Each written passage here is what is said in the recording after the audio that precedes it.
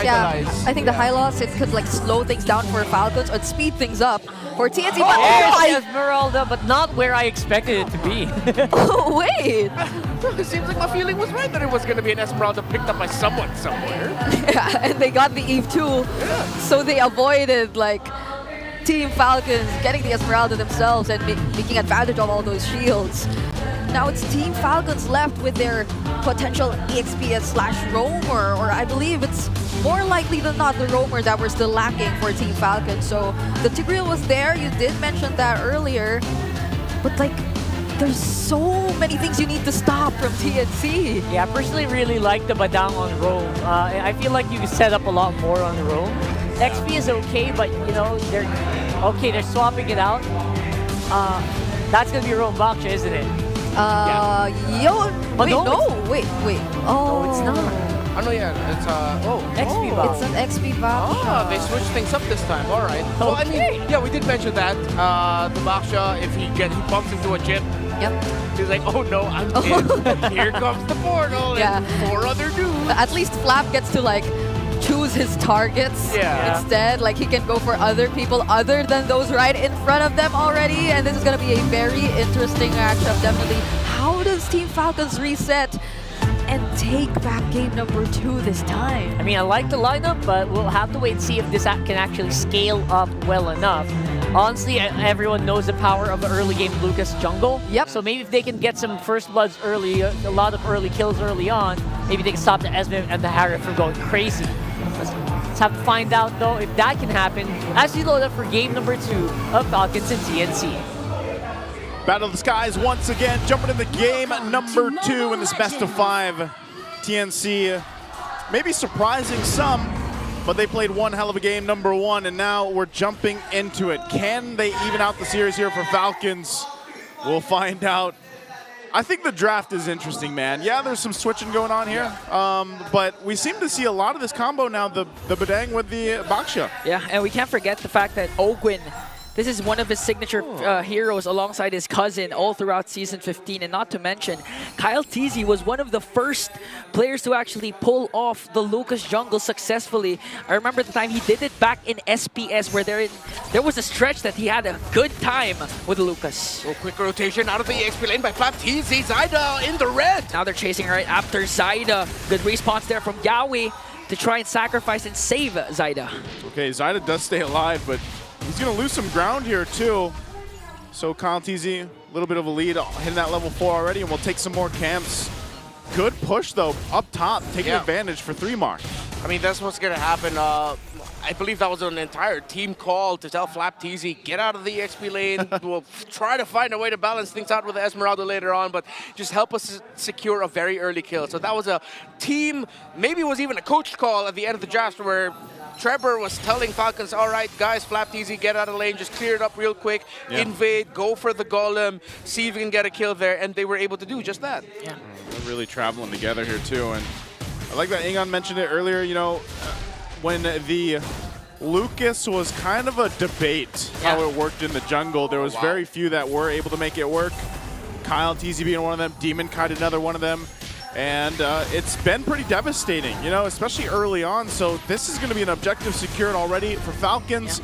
First turtle of the game goes in their hands. Yeah, and there was the strong start that Rockhart mentioned a while ago that can happen if you have a Lucas jungle. And if I can recall correctly, Kyle TZ mentioned that the reason why his Lucas actually performs well in international events is because it's harder to pull it off locally. Oh, that's what he said. Yeah, that's what he said. I asked the question. All right, Kyle. That's a little heated there, Ingon. You know? What are you trying to say about the other region? That came from Kyle TZ. Yeah, I mean, backtrack. We're messing with you. Redmar, you were there. You were beside me. Yeah, I know. We were doing the interview at the same time. Yeah. All right, so I'm interested to see how else Flap TZ is going to be playing this game, because you're definitely not going to win the lane up against the Esmeralda as a Baksha. The best that you could do is just beat the Esmeralda in map presence, which so far he has done, well, for one big rotation. How many more times can he do that? Well, let's see. Because again, 3 more TZ could just dance on this Baksha all day long. I feel like this is such a great showcase of like Flap's personality. Like Boxer seems to be the hero to do that. You know? Yeah. And all right, old man.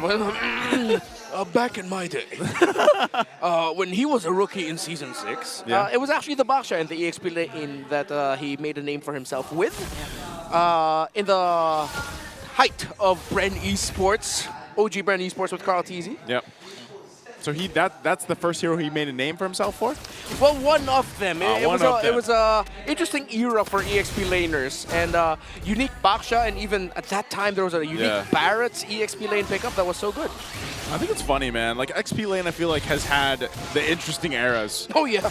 It's got like those really just standard Eternal Battle ones, and then it's got the really exciting ones. Then you have the Bruiser ones, and then you had like where we are now, where it's like there's a lot of good picks that you can bring to a team composition, but usually, like you mentioned, sometimes it's your XP laners being kind of your roamers in a sense, you know, and the way it's working. So this is just another turtle going in the hands here of Falcons. It is a objective, though, also on the other side for TNC. They do get that turret, first one of the game down.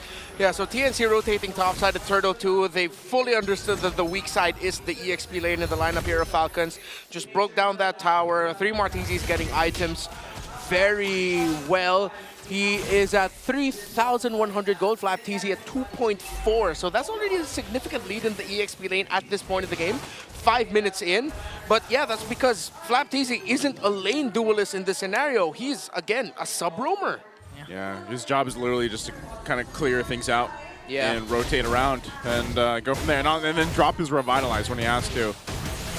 Part of that, too, is obviously the passive that comes with it. So I think this is, you know, if we were looking at anything from Game 1 where Yawi was so aggressive and proactive on the Kalea, he's going to have a little bit of a different time here. Hold on, bottom lane. Shield Unity connects onto Benecute. He has to use the Zaman Force. Falling Star Moon 4-3 Martizi paired up with the real world manipulation, but still no casualties for both teams. Yeah, got a great formation there by Falcons.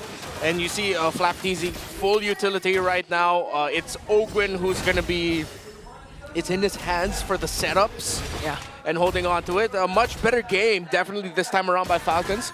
Even though they lost the tower up top, they're equalizing it. They have a very slight gold lead. And yeah, they can just rotate well at this point compared to game number 1 where they just felt helpless. Yeah, this one is a lot more standard, I would say, and clean, at least for Falcons, with this kind of lineup that they can play with. But as I was saying earlier, I think a big part of this is still how do they go ahead and play against what Yawi can do. Looks like 3 Mars is going to go ahead and get out of there.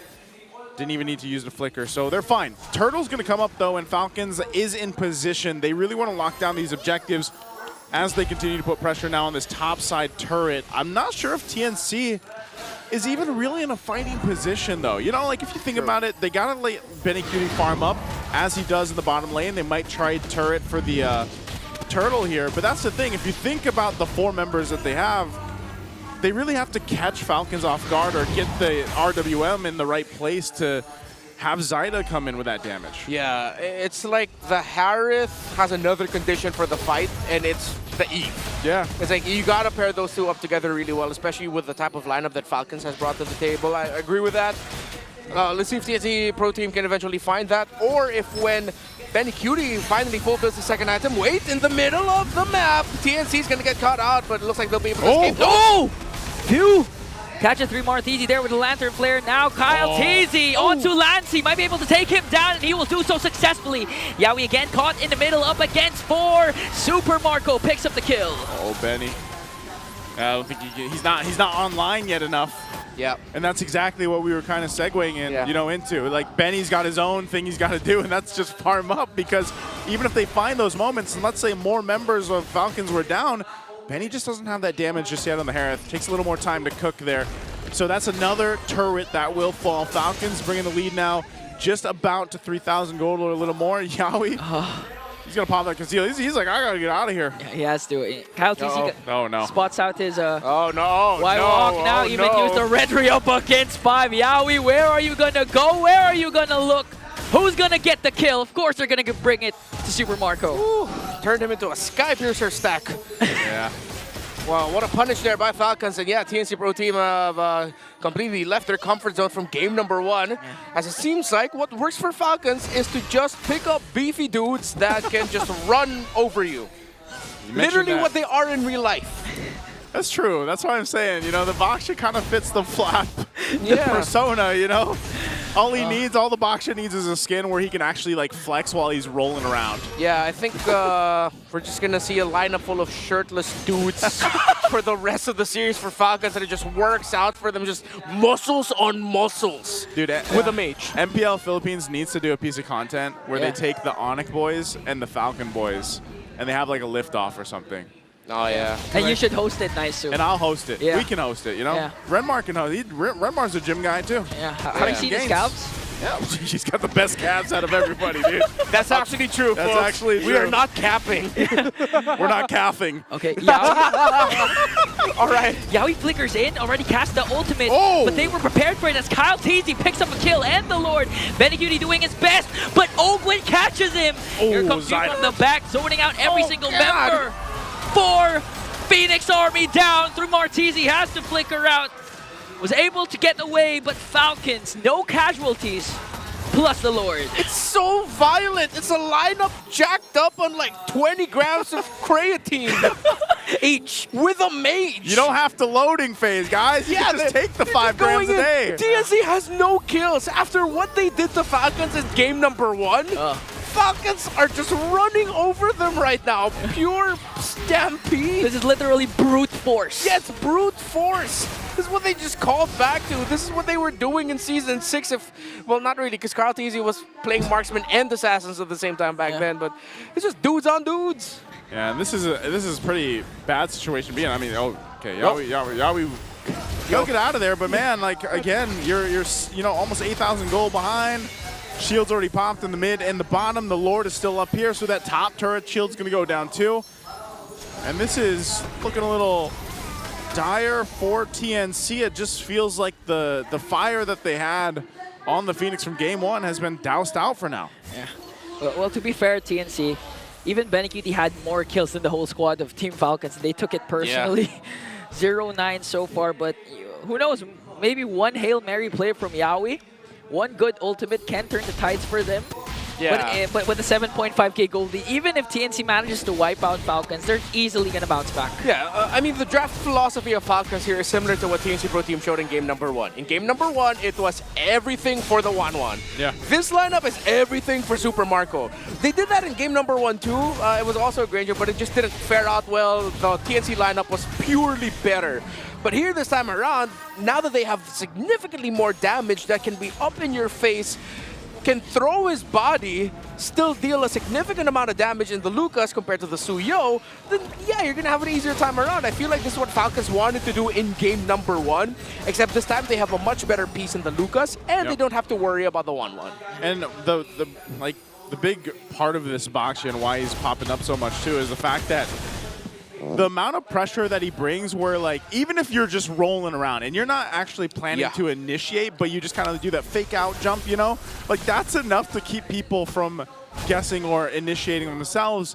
And it's a way that Falcons can play, or any team rather, that takes that Baksha. And mind you, this lets Flap, because he brought it in the XP lane, be a lot more proactive. If you think about the, for example, team fight participation in essence, when it's a Baksha, you're going to have a way easier time to do it than really majority of the XP laners that are available right now in the current meta. So Flap's been a big part of why Falcons has just been winning these team fights time and time again, where it also takes some of the pressure from Ogwin away, where he can be a little more kind of choosy on how he wants to initiate with this Badang. So this Lord, it's just going to go in the hands unless Yaoi tries to do something. Oh, he charges on Super Marco, but Kyle TZ secures the Lord. Here comes the whole squad of the Phoenix Army. But the first target there is Benecutie as a Falcon clapback is there. They pick up 3 Martezi, surrounded by 5, and instantly demolished him. He walked into the gym without a membership.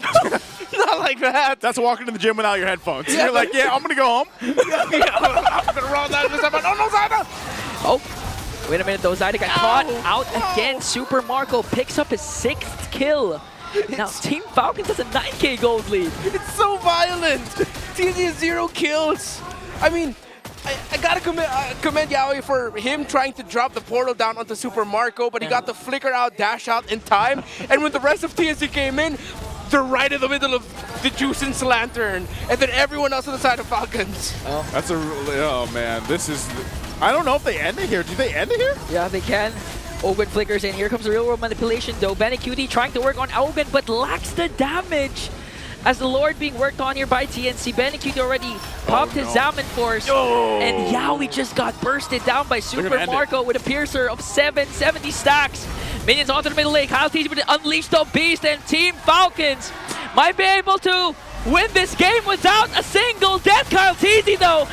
Winter Crown play, clutch a triple for Super Marco. Benecutie left, and Team Falcons with a huge bounce back. Super Marco capped it off with a maniac.